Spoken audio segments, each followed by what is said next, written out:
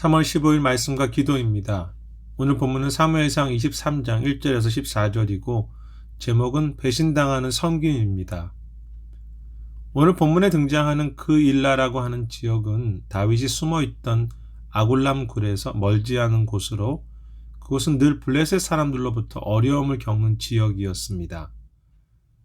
다윗이 그 그일라의 상황을 듣고 자신이 가서 그들을 구해야 하는지 하나님께 묻게 되는데요. 그때 2절에 보면 하나님은 그들을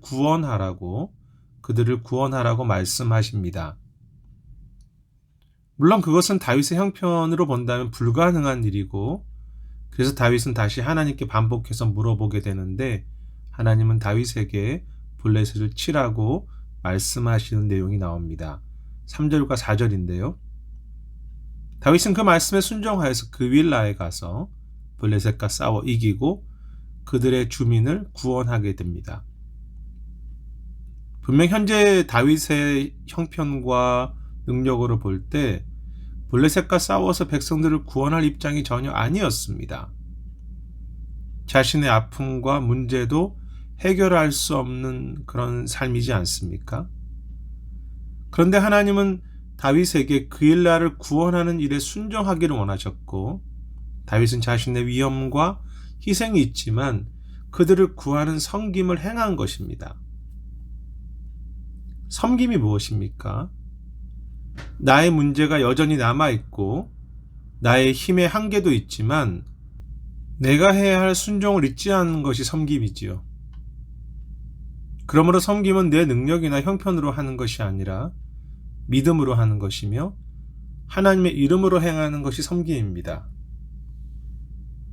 만일 내 힘이 그래도 여유가 있고 내 상황이 괜찮다고 해서 섬긴다면 그것은 믿음으로 행하는 섬김이나 하나님의 이름으로 순종하는 진정한 섬김은 아닐 것입니다. 나의 한계와 문제 속에서 내가 해야 할 순종을 믿음과 하나님의 이름으로 감당하는 섬김. 저와 여러분의 섬김은 어떠할까요? 여전히 내 능력과 내 상황을 가지고 섬기려고 하는 것은 아닙니까? 아니면 내가 마땅히 해야 할 일이기 때문에 비록 어렵지만 하나님의 이름과 그 능력으로 행하는 섬김이십니까? 그런데 문제는 그렇게 섬김을 통해서 그일라 주민을 다윗이 블레셋 사람들로부터 구원했지만 그것은 사울에게 다윗과 그의 사람들의 위치를 알려주는 일이 되었고 결국 사울은 그윌라라는 땅을 포위하며 다윗과 사람들을 죽이려고 했습니다. 8절입니다. 그때 다윗은 아비아달이 사울 왕으로부터 도망올 때 가져왔던 제사장의 에봇을 자신에게 다시 가져오게 하고 하나님께 묻습니다. 그일라 백성들이 자신을 사울의 손에 넘길지 그렇지 않을지에 대해서 묻게 됩니다. 이 장면은 그 에봇이라는 옷에는 우림과 둠밈을 담는 주머니가 있는데요. 그 옷을 통해서 하나님께 질문하는 모습일 것입니다.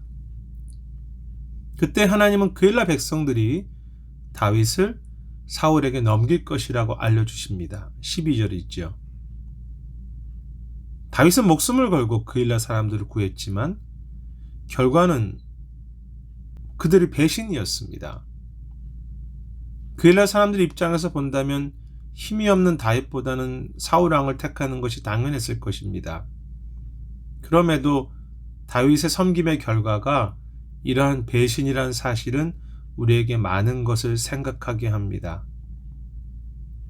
희생과 헌신과 수고를 다해 섬겼지만 돌아오는 결과는 오히려 내가 고통을 당하는 일일 수 있다는 것입니다.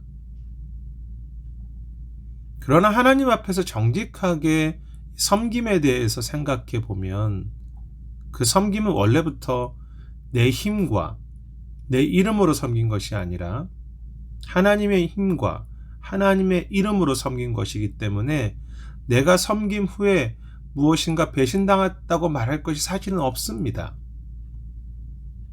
또한 섬김의 목적이 하나님께서 그의 백성들을 구원하시기를 원하셨던 것이었고 나의 부족한 섬김으로 그 뜻이 백성들이 구해졌다면, 그 계획이 이루어졌다면 섬김의 목적을 이룬 것이지요.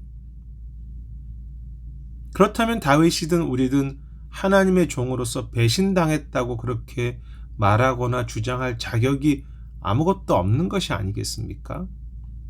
내가 나의 것으로 섬긴 것이 아니며 정말 하나님의 뜻을 위해서 섬긴 것이라면, 그리고 하나님이 그 가운데 부족한 섬김으로 그 백성을 보호하셨으면 그것으로 감사하고 끝내야 할 섬김이겠죠.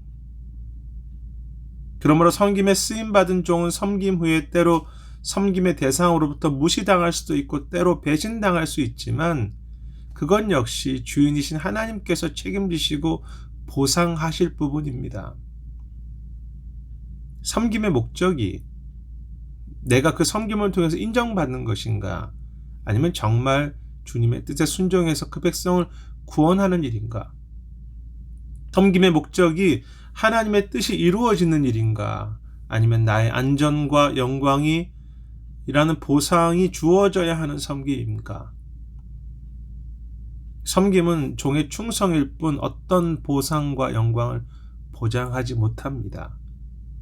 그리고 그것이 십자가의 길이 아니겠습니까? 결국 다윗과 그의 사람들은 다시 도망자가 되지만 14절에 보면 하나님은 그들을 보호하셨습니다. 그리고 이러한 모든 과정 속에서 도망쳤던 제사장 가문의 남은 자 아비아달의 역할과 수고를 하는 모습도 보게 됩니다. 다윗에게 동역자가 생긴 것이죠. 그것이면 족하지 않습니까? 비록 섬겼던 이들로부터 배신당하는 아픔을 겪지만 그 백성들을 구할 수 있었고, 하나님의 보호하심이 있고, 동역자를 얻을 수 있는 섬김, 그것이 은혜가 아니겠습니까? 배신당하지만 섬길 수 있는 기회를 주시고, 그 배신 속에서도 하나님의 보호하심과 함께하는 사람들이 있게 하시는 은혜, 축복하기는 저와 여러분의 삶이 매일 속에 진정한 종으로 섬길 수 있기를 소망합니다.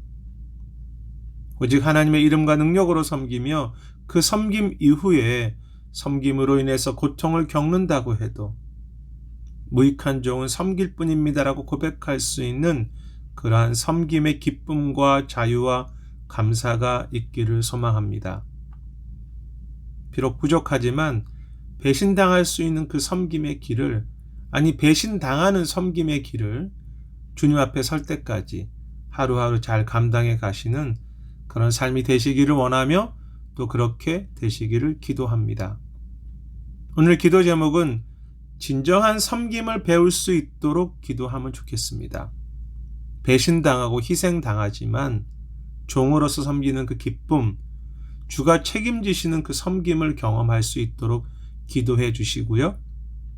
가정을 위해서 기도하실 텐데 가정의 미래를 위해서, 그리고 가정에게 주신 여러 가지 직장 또 기업을 위해서 주님께서 그 모든 것을 책임져 달라고, 그리고 세상 속에서 삶을 신실한 섬김의 자세로 세상 속에서 올바른 예배자로 살 수 있도록 기도해 주시기를 바랍니다.